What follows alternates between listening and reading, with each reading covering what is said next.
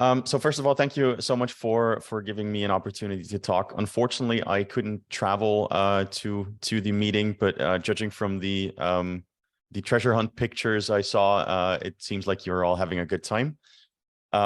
So I hope that I won't spoil it by giving you some information about how to write the proposal. So my talk is titled "Funding the Future: Mastering the Art of Writing Winning Proposals." Maybe just a little bit of context about EIBIR. So EIBIR stands for the European Institute for Biomedical Imaging Research. We're a non-profit liability, limited liability company founded by the European Society of Radiology in 2006 already. And all we do is coordinate research in the biomedical imaging sort of space. And we deliver services to scientists to foster multidisciplinary collaboration. But in practice, most of this is helping out with proposal writing and helping with project management. So that's sort of our expertise. Maybe as some sort of a context, at least I hope that this sort of legitimizes our talk here. Our Horizon Europe success rate so far. So we've submitted close to 30 proposals. We right now have a success rate of 35% with those, and that's compared to an EU average of 16%. So in the past 2 years or so, since Horizon Europe is running, we've already helped researchers secure 65 million euro for their research. And we're very proud of that, and I think we're doing quite a good job in helping you as researchers write these proposals. So I just want to briefly give you an overview of all the things that I'll be speaking about. So first of all, of course, with the importance of proposal writing, then what are the actual components of a successful proposal? And at the end, I'll give you some tips and best practices. So why is good proposal writing important? I mean, obviously, you all know that it's a high competition for funding. There's a large number of applications and only a limited number of funds. It has gotten better over the years, where calls aren't as oversubscribed as they used to be in the past, but still success rates, as you can see, are relatively low in the 10 to 20% on average. So it's not a guarantee that if you write a good proposal that you're also automatically going to get funded. So because of this, really clear and persuasive proposals do make a difference. This is in part also because reviewers are given multiple proposals to review in a limited amount of time. So they won't spend, weeks reviewing one proposal. They'll at best spend a day or maybe two reviewing your proposal and having to decide whether or not they will recommend it for funding. So that said, a well-written proposal has to demonstrate the project viability. And in our opinion, the strong proposals do have sort of built-in indicators of success. And that's something that we really try to incorporate in that sense. So now that we sort of know what's important, let's have a look at what are the actual components of a proposal if you're submitting something for European funding. They always consist of two parts. So you have part A, which is sort of like an online application form, and you have part B, which is the technical description, as they call it, but everyone just calls it the actual proposal because that's where you write everything. So the application form, it's mainly for administrative aspects. So like the proposal title, acronym, keywords, abstract, and so on. Also, of course, all the administrative details for the participants, some relevant prior activities you can include there. And then there's also a component where you need to go through an ethics questionnaire, a security questionnaire, just to make sure that you are aware of those issues. And especially if you're doing clinical work, and this is, I'm only glancing over this right now, but this can take up quite a substantial amount of time. If you're doing clinical work, the European Commission's definition of what is a clinical trial is extremely broad. For instance, they do consider that if you're doing imaging, that is invasive, especially if you, obviously if you need to do contrast media or something, but even if it's just a non-contrast enhanced scan, they still would consider it as an invasive procedure in that sense. So that is something to consider. That means that you have to do a bit more work in writing your ethics sections. However, moving on, so to the actual technical description, the real proposal, I think this is where we should spend most time today, because this is where I believe most of the pointers can sort of clarify what is needed. And if you have an idea already, make sure that you know how to sort of move forward with that. So the proposal itself is also made up of different parts. You have the excellence section, the impact section, and the implementation section. And I'll go through all those points in my presentation. Long story short, the excellence section is sort of like describing your research and describing the science and why it's groundbreaking and new. And you can do that, of course, through your objectives and your ambition and describing the methodology. Then the impact section is really describing, what are the pathways towards impact? What will the results actually mean for end users and the general public, for instance? And then also the measures to maximize impact. I won't spend too much time on the impact because the presentation after lunch, so after mine, will be dedicated to writing high quality impact. So I'll leave that for the next speaker. But I do have some pointers for the implementation. So this is really taking the science that you presented in the excellence section and really saying, okay, so this is how I'm going to do it. These are the actual tasks that we're going to do from, date 1 to date 2. And then also briefly describing what your consortium actually does or what they know and what they bring to the table. It's always good to keep in mind the actual evaluation criteria when you're writing a proposal, because this gives you an idea of what the evaluators are actually looking for.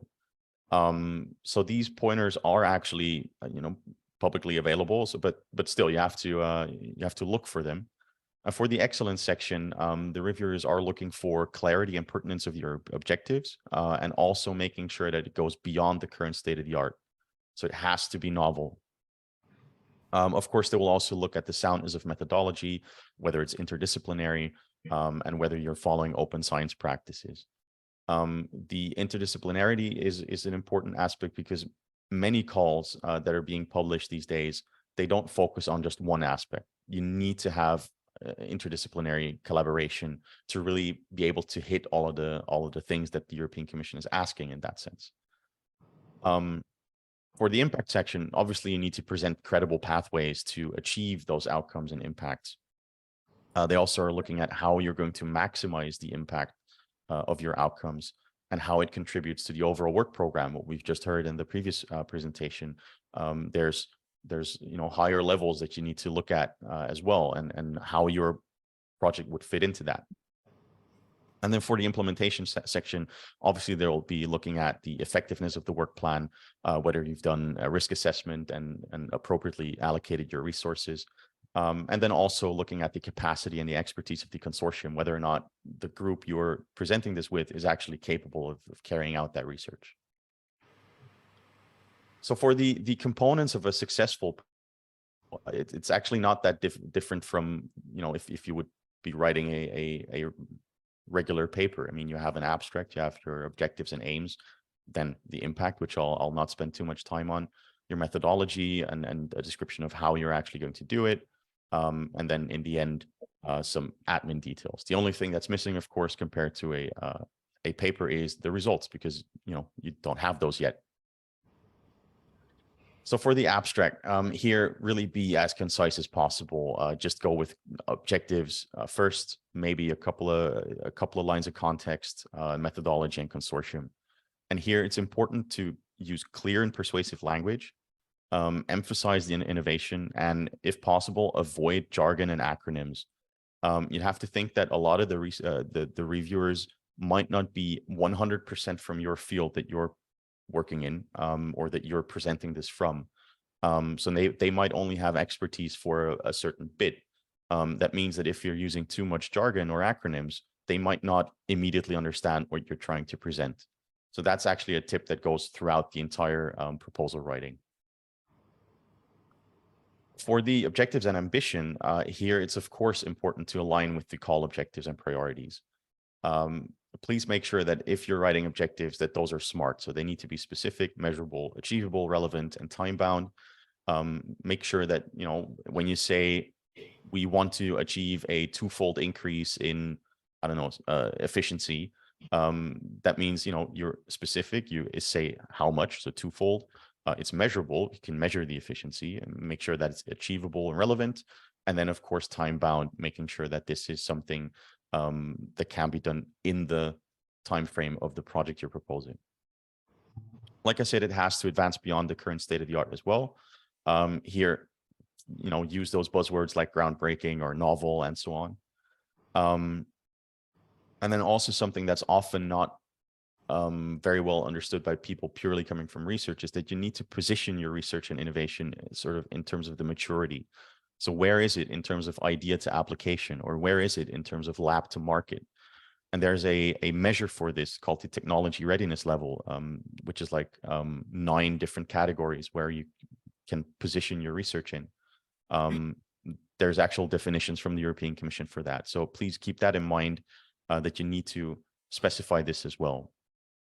And my personal tip here is that you should try to structure your objectives and ambition always along the line of what are the unmet needs and what are my specific objectives. So you have an overall objective for your entire project, of course, where you want to reach one specific goal, but break that down into different specific objectives and make sure that those specific objectives all address several unmet needs.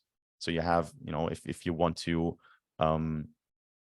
or if in one field there is a need to increase imaging quality, then make sure that one of your specific objectives refers back to that. And always make sure that you keep referring back to these unmet needs and specific objectives.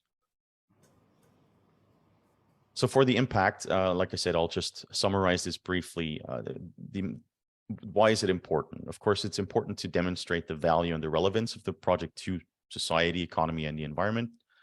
And it also needs to convey sort of a potential return on investment to the funding body, right? So you want to say something like, we can improve patient health, and this leads to cost savings, for instance. Those are the lines that you need to think of when writing the impact. And some other key aspects to consider here are, they can be short-term, medium-term, or long-term impact. So think, when are these impacts going to happen? Are they direct or are they indirect? So you can directly impact a single patient and indirectly impact their families, because they have less of a burden in that sense. Again, also think of aligning with the work program topics and the destination goals here. So what we've heard previously, you have those higher level goals, and you should be able to position yourself in those as well. And then also think of stakeholders and their benefits.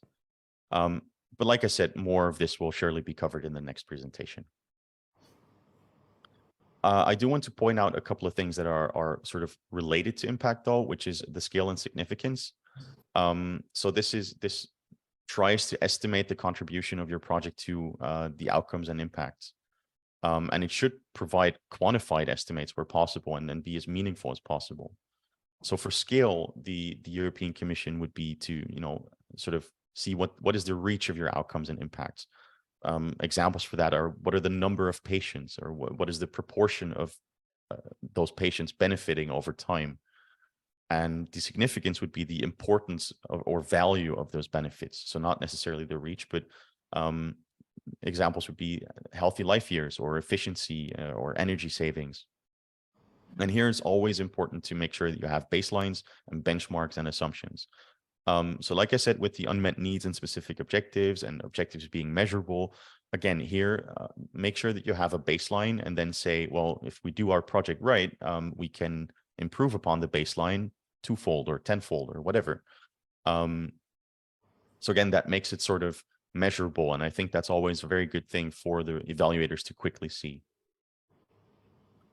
Another thing that might be important for your impact are the requirements and barriers. So you should, in your proposals and in your research, identify any sort of requirements there are to achieve impact, or what are potential barriers for achieving its impact. So in terms of requirements, that's actually quite easy. You can think of, well, do people need certain equipment for my research results to actually benefit them? Or do they need certain IT infrastructure, or is regulatory approval needed by everyone? And barriers are more external factors that limit the project success by themselves. So this could be regulatory aspects, that something is simply not allowed. It could be that things are too expensive or not adopted because it's too cumbersome. Or it could be existing patents or licenses as well. So the scale and significance and requirements and barriers are things to keep in mind generally for your research. They do go in this impact section of your proposal, but they can flow throughout your entire proposal, and in my opinion should. So having sort of specified all of those, let's say, objectives and your ambition and what the impact will be, of course, you also need to provide, how you will actually do this. So describing the methods and techniques you'll use. And again, like I said, relate those to the unmet needs and specific objectives. And here it's important to not just describe what you're going to do, but also demonstrate the feasibility and scalability. Make sure that you have a risk assessment, and for each risk that you have a contingency plan or measures to minimize the impact of them. All of that considered, you can also be aware of things like open science and open access. Right now, the European Commission basically mandates that everything you publish is open access. And ideally, that for every publication you make, the full data set is being published open access as well, according to their open science principles. So that means whenever you're publishing something and you're using an imaging data set, you need to publish that imaging data set. If you use proprietary tools for that, you need to publish those as well, or at least give information on what tools were used and where other people can use them or acquire them. So the open science and open access aspects in that sense immediately go hand in hand with data management, because if you need to share the data sets as part of open science, you also need to manage your data sets, of course. And here the FAIR principles, so making sure that they're findable, accessible, interoperable, and reusable, of course, play the large role. Since this is becoming such a large part and becoming mandatory, I do want to stress that and make sure that you keep that in mind as well when you're structuring your research, because it is here to stay, basically. Continuing from the overall methodology, of course, you need to then further specify this, and the implementation section is where that goes in. And the European Commission usually structures that in distinct plans called work packages. So each work package should, again, have its own objectives and tasks and activities. And it, of course, is the most elegant way if those objectives immediately lead back to some of the unmet needs and specific objectives you've identified in the start of your proposal. So that sort of, closes the loop and makes sure that it's very understandable and logical for the evaluators. Next to that, you also need to define the roles and responsibilities of your project partners, of course. You need to also give a good timeline. When is a certain work package going to start? When is it going to end? Are the different tasks in it also shifted or not? Then, of course, need to make sure that one work package that provides input for another work package needs to start and finish probably before the other one can start and finish. And for each work package, you also need to define some deliverables and milestones. And my sort of rule of thumb is that if you have, let's say, 4 tasks for a work package, you should have 4 deliverables. Each task should result in some, let's say, more or less tangible result. So a report that describes whatever that task has generated. And then perhaps a milestone would be, well, this task is now closed. We have this deliverable, and now the milestone is reached. Or you could have several tasks that lead to one milestone. Either way, you should provide, of course, enough detail to justify the resources that you're going to use. So that means that if you're describing something in your work package, make it obvious that this takes a lot of time or it takes a lot of resources. And don't forget to include a distinct work package on the project management itself. You can also pack in the data management in there, for instance, which means you need to give that visibility to the data management, either through a different task or a different work package. And the same goes also for a work package on communication, dissemination, and exploitation. The communication in terms of European Commission language is informing people about the project. That's what they consider communication. Whereas dissemination, they consider to be sharing the results of the project. So while communication and dissemination are very close and they go hand in hand, you need to make that distinction when you're writing your proposal. And exploitation is what they consider trying to exploit those research results and get value out of them. So this could be commercial, but it could also be scientific, whereas you can take your results, for instance, and feed it into new project proposals or new projects or new ideas. I briefly mentioned the risks before, but I do want to have a couple of points more. So for the critical risks, those are, of course, plausible events or issues that could have an impact on your project and your ability to achieve your objectives. Here you need to be really critical. You need to sort of think of the craziest things that could happen, and identify the likelihood and severity. So even if a risk is very unlikely to occur, it could be very severe. And the best way forward is then to simply include it and make sure that you have some mitigation measures for it. Sometimes a mitigation measure is simply, well, we don't expect it to occur, so we'll see it when we get there. But do try to come up with feasible mitigation measures, of course, for risks.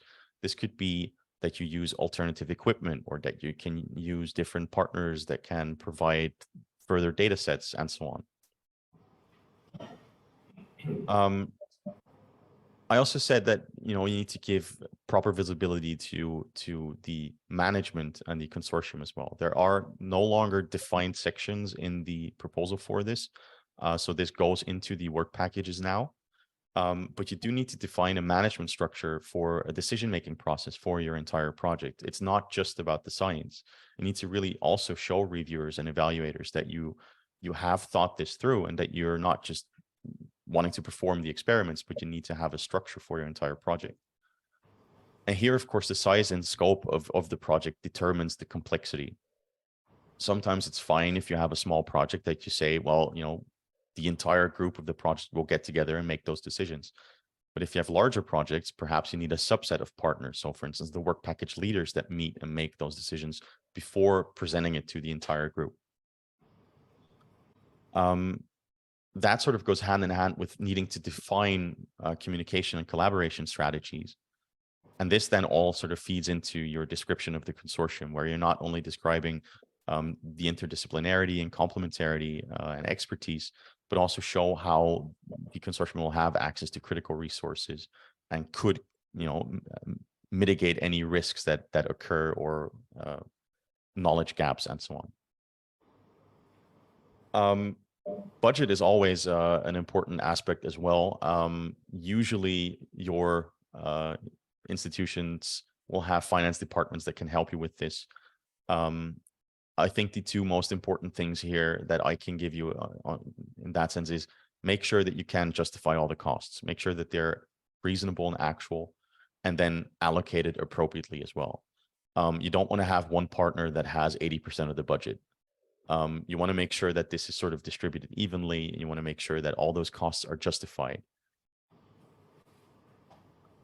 So sort of rounding up, and I think I've given you a lot of information, but I hope that those couple of tips of best practices at the end can give you some more tangible, practical experiences. So make sure that when you're writing a proposal, you really tailor your proposal to the call. Make sure you cover all the aspects that are mentioned in the text, in the call text from the European Commission.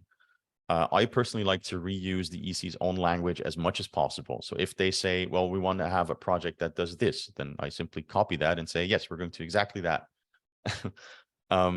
Same goes for expected outcomes. If they say we expect projects to achieve a measurement value of 5, then you say, well, we'll achieve the exact measurement value of 5 or better, and so on for the impact or any other information you can see in the call text. This also makes it easier for evaluators to sort of go back to the call text and make sure that you indeed address everything. For ensuring clarity and coherence, again, keep things concise and to the point. We already heard that you only have 45 pages, which sounds like a lot, but as soon as you start to fill in all these tables that are mandatory, you will run out of space. So keeping things as concise and to the point as possible is key. I always say that the first sentence of each section should be convincing, and it needs to convince. Immediately say what you're going to do. Don't start your proposal with, in 2020, this many people suffered from this disease. That's not interesting for a reviewer. Say I'm going to improve this. I'm going to develop that. That's what your first sentence should be. And you should take that further with all sections. Immediately say what you're going to do. Make sure that this is enticing. Then the reviewer can read on and make sure that you provide context in the next couple of sentences. Be technical when you need to be, but don't be it by default. Like I said, sometimes your evaluators will not have all the knowledge of your field or of your consortium. They can only cover half or 25% of what you're presenting. So make sure that you use language that is easily understandable by people who are not necessarily experts in that field. And at the end, your proposal should be a story. So you should have your unmet needs and how you're going to address them. You should really provide a nice and compelling story of why is this important? What do we need? I'm going to provide this, and I'm going to do it this way. And it's going to be great because it can then affect people in a positive way. That does mean, because it's important to construct that story, that you need to start as early as possible. So our sort of rule of thumb is 2-3 months before a submission deadline. That's a good rule of thumb. Then you have enough time to really work on all the things and give them their proper time. So we heard that there's a couple of calls coming up with the September deadline. You should start really going through those call texts now and trying to come up with ideas and really start to work on it as soon as possible, because then you have enough time to go back and forth, appoint a leader or a coordinator, which I always recommend, because that will be the one person that has the overview and has the story in their head and can construct it then. Then of course you need to delegate here and give people certain sections to write, because they're the domain experts, for instance. But nevertheless, you should have one strong person leading those activities. And by extension, schedule regular meetings. Make sure that the entire consortium gets together, or that you have certain working groups to make sure that you have multiple views and that you have as much feedback as possible. Because that also leads into things like proofreading and the feedback itself. Have your colleagues proofread it, people who are not involved in the proposal. Perhaps they would be even willing to edit it. And as we just heard as well, get in touch with your national contact points. The majority of national contact points, they do offer free review loops to the coordinator. And those are valuable because they have a very good understanding of what the European Commission is looking for. They also know a lot of what the reviewers are looking for. So they can give you a lot of insight, not necessarily on these parts, because again, probably not domain experts in that sense, but they can try to understand what you're trying to say. And if it's logical to someone who's not a domain expert, then it can be a very convincing story. And sort of to round things up, of course, try to learn from past successful proposals. Ask around in your community to ask if you can have a copy of proposals that were previously granted or that received high scores, review their overall structure and their overall story, and try to incorporate the things that you like in your proposal. And that's basically it. That's sort of my quick overview of proposal writing and what I've learned in the past years that I've been doing this. If you have any questions at some point, please feel free to get in touch. As far as I understood it, we'll have the actual Q&A session later during the roundtable. So until then, I think I'm done and we can move on.